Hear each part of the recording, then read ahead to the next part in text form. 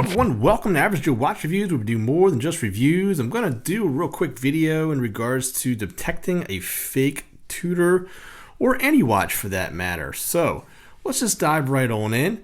If you're not yet subscribed to the channel, please subscribe and also click like, which is the most charitable way to help support the channel. So one of these Tudors is fake. For those of you that are fans of the channel, you'll know exactly which one it is. And that is this one right here. This one here is the authentic Tudor.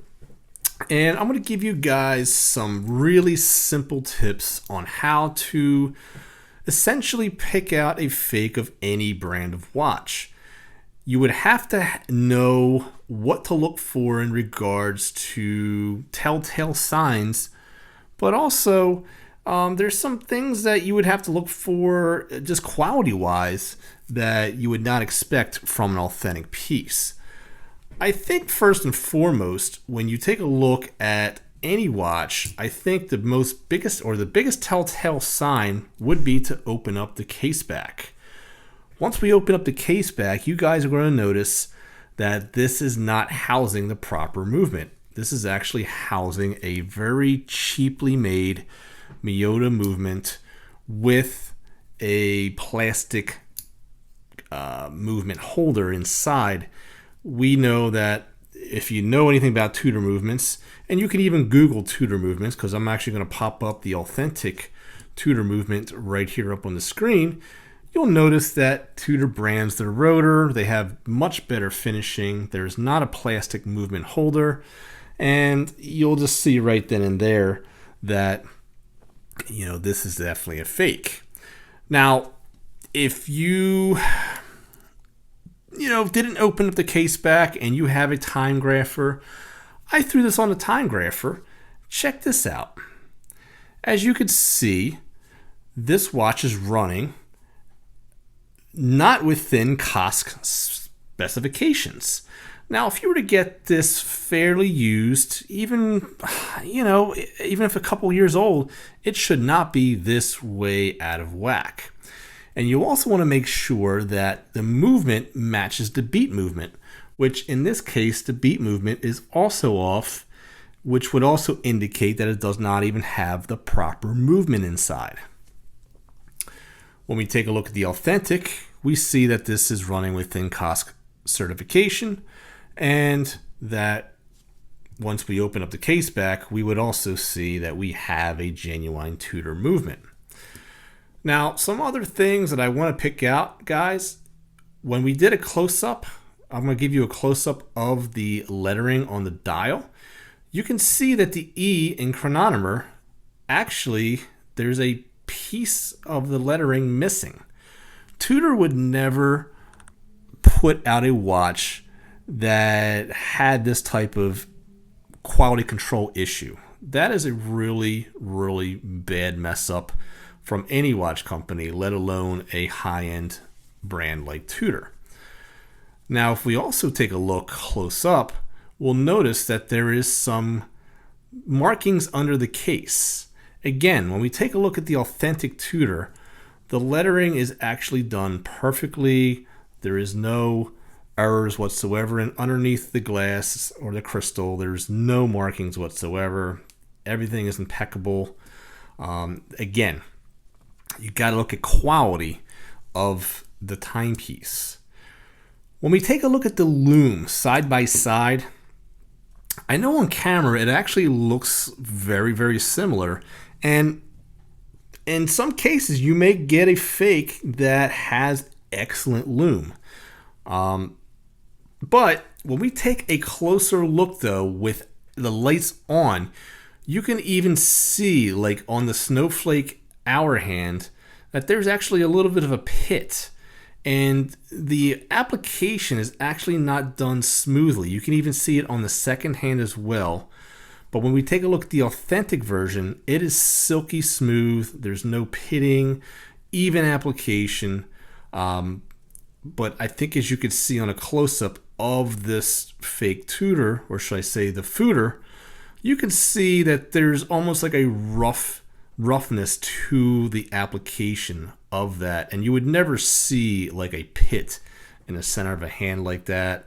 Again, quality control issue, guys. If I turn the watch over and we take a look at the crown, you'll notice that there is the Tudor rose. But when we take a closer look, we notice that on the authentic Tudor, the rose is actually engraved, whereas on the Tudor, it's simply etched. Big difference right there. When we turn the watch around and we take a look at the case back, on the surface, it actually they look very similar. And I'm just going to just show you right here. Forgive the fingerprints here.